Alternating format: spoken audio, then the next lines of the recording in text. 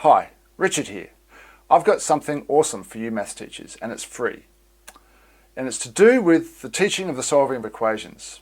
Now, I know what you're thinking. You're thinking that I'm going to be telling you to stop using your method for solving equations and to start using mine. No, I'm not. Why? Because you use the best method going around. You know that. That's why you use it. So why would I tell you to stop using it? Now, what I've got is an approach, a pedagogy through which you can teach your method for solving equations, but to gain more success, to have your students wildly enthusiastic.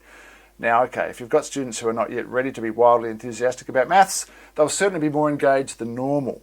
It's called the NeedLevelsChoice Approach. So what about this? What if you were to start your unit of solving equations and from the get-go you had students who were really enthusiastic and they were understanding everything that's going on, they're getting success after success, and here's the clincher, at some point in that first lesson you have students begging you for your method for solving equations. Please, Mr. Andrew, show us your method for solving equations. We need it.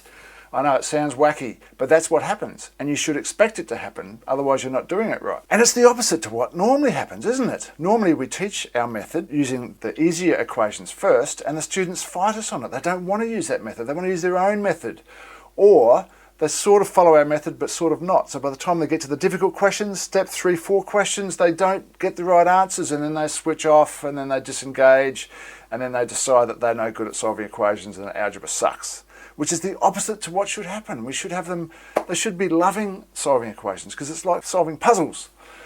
So, NeedLevelsChoice Approach. There's a tutorial, click the link, you sign up for it, and then work your way through the tutorial. It'll take you 15 to 20 minutes. There's a couple of videos in there, but don't cherry pick. Don't skim read it. Don't just take the best bits. You need to implement this as described in the tutorial.